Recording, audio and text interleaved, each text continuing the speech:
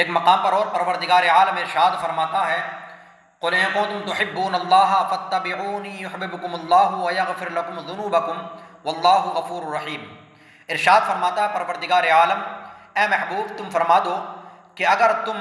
اللہ رب العزت کو محبوب رکھتے ہو تو میری اتباع کرو، میری فرما برداری کرو۔ اللہ رب العزت تمہیں دوست رکھے گا اور تمہارے گناہوں کو بخش دے گا، اور اللہ رب العزت بخشنے والا مہربان ہے۔ پروردگار عالم نے اس آیت کریمہ کے اندر یہ واضح الفاظ میں ہمیں بتا دیا ہے، یہ واضح طور پر بیان فرما دیا ہے، بتا دیا ہے کہ اگر تم اللہ رب العزت کو محبوب رکھتے ہو، اللہ رب العزت سے محبت کرتے ہو اور دعویٰ کرتے ہو کہ ہم اللہ رب العزت سے محبت کرتے ہیں، اللہ رب العزت کو محبوب رکھتے ہیں، تو یہ دعویٰ تمہارا اسی وقت سچا ہوگا، اسی وقت صحیح مانا جائے گا کہ جب اللہ کے حبیب صلی اللہ تعالیٰ علیہ وسلم سے تم محبت کرتے ہوگے، اللہ کے حبیب صلی اللہ تعالیٰ علیہ وسلم کی تم اتباع کرتے ہوگے، اللہ کے حبیب صلی اللہ تعالیٰ علیہ وسلم کے بتائے ہوئے راستے پر تم عمل کرتے ہوگے۔ اگر تم اللہ کے حبیب صلی اللہ تعالیٰ علیہ وسلم کے بتائے ہوئے راستے پر عمل نہیں کرتے، اللہ کے حبیب صلی اللہ تعالیٰ علیہ وسلم کی اتباع نہیں کرتے، اللہ کے حبیب صلی اللہ تعالیٰ علیہ وسلم سے محبت نہیں کرتے، تو پھر تم اللہ رب العزت سے جو محبت کا دعویٰ کرتے ہو،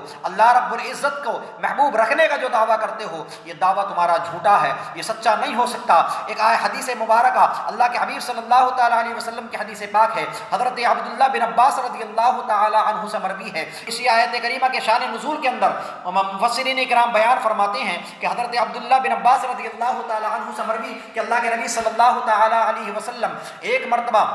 قریش کے پاس تشریف لائے، جنہوں نے خانہ کعبہ کے اندر بت نصب کیے تھے، انہیں سجا کر کے ان کو سجدہ کیا کرتے تھے۔ تاجدار رسالت حضور سرور کائنات صلی اللہ تعالیٰ علیہ وسلم نے فرمایا، اے گروہ قریش، خدا کی قسم تم اپنے آباء و اجداد حضرت ابراہیم علیہ السلام اور حضرت اسماعیل علیہ السلام کے دین سے ہٹ گئے ہو، ان کے دین سے پھر گئے ہو۔ تو قریش نے کہا کہ ہم ان بتوں کو جو ہے محبت میں پوجتے ہیں، اللہ رب العزت کی محبت میں پوجتے ہیں، ان کو اللہ رب العزت کی محبت میں سجاتے ہیں تاکہ یہ ہم اللہ رب العزت سے قریب کر دیں۔ اس پر یہ آیت کریمہ نازل ہو گئی اور بتایا گیا کہ محبت الہی کا دعویٰ یہ نہیں ہو سکتا کہ تم بتوں کو پوجو اللہ کے حبیب اللہ رب العزت کی محبت میں، بلکہ محبت الہی کا دعویٰ تو یہ ہے تب سچا ہوگا جب آپ اللہ کے حبیب صلی اللہ تعالیٰ علیہ وسلم کی اتباع کرو اور ان کی فرما برداری کرو۔ اللہ کے حبیب صلی اللہ تعالیٰ علیہ وسلم کی فرما برداری کے بغیر، اللہ کے حبیب صلی اللہ تعالیٰ علیہ وسلم کی اتباع کے بغیر کوئی بھی دعویٰ اللہ رب العزت سے محبت کا دعویٰ، کوئی بھی دعویٰ جو ہے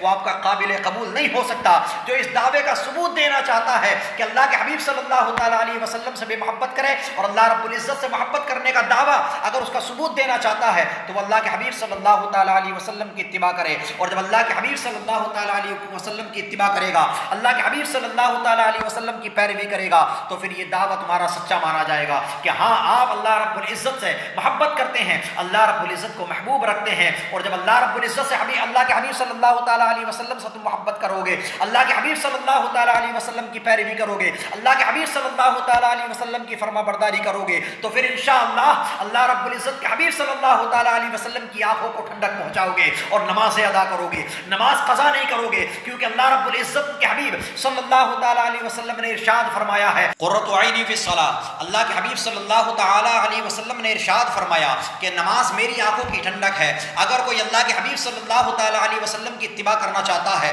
اللہ کے حبیب صلی اللہ تعالیٰ علیہ وسلم کی اتباع کا دعویٰ کرتا ہے، اللہ کے حبیب صلی اللہ تعالیٰ علیہ وسلم کی محبت کا دعویٰ کرتا ہے، تو پھر وہ نمازی ہوگا، وہ روزے دار ہوگا، وہ زکوٰۃ ادا کرنے والا ہوگا، وہ صدقہ دینے والا ہوگا، کیونکہ اللہ کے حبیب صلی اللہ تعالیٰ علیہ وسلم کی آنکھوں کی ٹھنڈک نماز ہے۔ تو نمازوں کو چھوڑنے والا پھر یہ کہے کہ میں اللہ کے حبیب سے محبت کرتا ہوں، اللہ کے حبیب کی اتباع کرتا ہوں، یہ کیسی اتباع ہے، یہ کیسی محبت ہے کہ تو نمازوں سے دور ہے، تو روزے سے دور ہے، تو نیک اعمال سے دور ہے، تو صدقات سے دور ہے۔ تو اگر تو اللہ کے حبیب صلی اللہ تعالیٰ علیہ وسلم سے سچی پکی محبت کرتا ہے تو پھر ان کی اداؤں کو اپنائیے، پھر ان کے طریقوں کو اپنائیے، اللہ کے حبیب صلی اللہ تعالیٰ علیہ وسلم کی اتباع کیجیے، کیونکہ صحابہ اکرام کے دور کو اٹھا کر کے دیکھیے، صحابہ اکرام کی زندگیوں کو اٹھا کر کے دیکھیے، صحابہ اکرام نے اللہ کے حبیب صلی اللہ تعالیٰ علیہ وسلم سے کس قدر محبت کی تھی اور آپ کی اتباع کس طریقے سے کیا کرتے تھے۔ صحابہ اکرام کی زندگی کے چند گوشے میں آپ کی سماعتوں کے حوالے کرتا کرتا ہوں، آپ کے سامنے رکھتا ہوں۔ حضرت عمر فاروق اعظم رضی اللہ تعالی عنہ ہیں،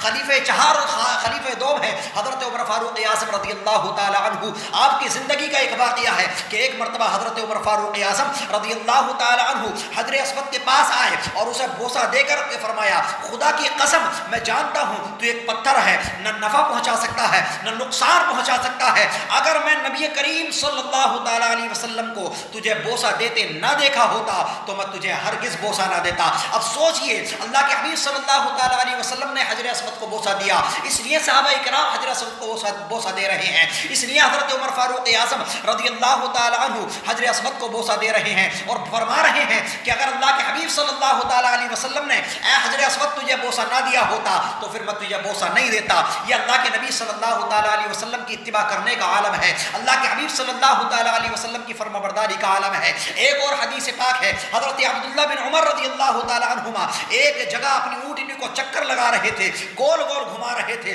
لوگوں نے ان سے دریافت کیا، ان سے معلوم کیا اور سبب معلوم کیا، پوچھا کہ آپ اس اونٹنی کو یہاں پر کیوں گھما رہے ہیں، اس میں حکمت کیا ہے؟ تو حضرت عبداللہ بن عمر رضی اللہ تعالی عنہ پر بیان فرماتے ہیں، کہنے لگتے ہیں کہ میں اس میں حکمت تو نہیں جانتا کہ آخر اس میں حکمت کیا ہے، مگر میں اتنا ضرور جانتا ہوں کہ اس جگہ پر اسی طرح سے اللہ کے حبیب صلی اللہ تعالی علیہ وسلم کو میں نے ایسا کرتا دیکھا تھا، اس لیے میں بھی ایسا کر رہا ہوں، اونٹنی کو گول گول گھما رہا ہوں۔ یہ دیکھیے اتباع کا عالم، اللہ کے حبیب صلی اللہ تعالی علیہ وسلم کی کس قدر صحابہ کرام اتباع کیا کرتے تھے، کس قدر فرما برداری کیا کرتے تھے۔ حکمت نہیں معلوم نہیں کوئی فائدہ ہے کہ نقصان ہے، کچھ نہیں معلوم، لیکن صرف اللہ کے حبیب صلی اللہ تعالی علیہ وسلم نے یہ کام کیا تھا، اس لیے یہ میں بھی کر رہا ہوں۔ یہ دیکھیے اتباع کا عالم۔ آج ہمارا حال یہ ہے کہ اللہ کے حبیب صلی اللہ تعالی علیہ وسلم نے نمازوں کا حکم ہمیں دیا، روزوں کا حکم ہمیں دیا، لیکن ہم نماز و روزے سے دور ہیں، ہم نیک اعمال سے دور ہیں، ہم عبادتوں سے دور ہیں۔ نمازیں ہو رہی ہیں، اذانیں ہو رہی ہیں،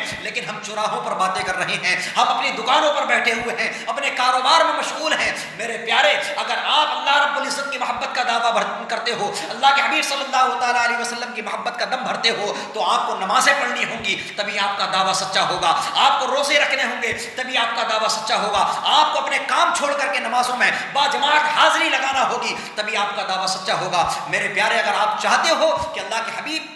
کو ہم خوش کر سکیں، اللہ رب العزت کو ہم خوش کر سکیں، اللہ رب العزت کی رضا اور اللہ کے حبیب کی رضا چاہتے ہو، تو پھر اللہ کے حبیب صلی اللہ تعالی علیہ وسلم کی اتباع کرو، اللہ کے حبیب صلی اللہ تعالی علیہ وسلم کے فرامین پر عمل کرو، آپ کے بتائے ہوئے راستے پر عمل کرو۔ انشاءاللہ اگر آپ نے اللہ رب العزت کے بتائے ہوئے راستے پر، اللہ کے حبیب کے بتائے ہوئے راستے پر عمل کر لیا، تو انشاءاللہ آپ کی دنیا بھی کامیاب ہو جائے گی اور آخرت بھی کامیاب ہو جائے گی۔ انشاءاللہ آپ یہاں بھی کامیاب ہو جائیں گے اور یہاں سے جانے کے بعد انشاءاللہ آخرت میں بھی کامیاب ہو جائیں گے۔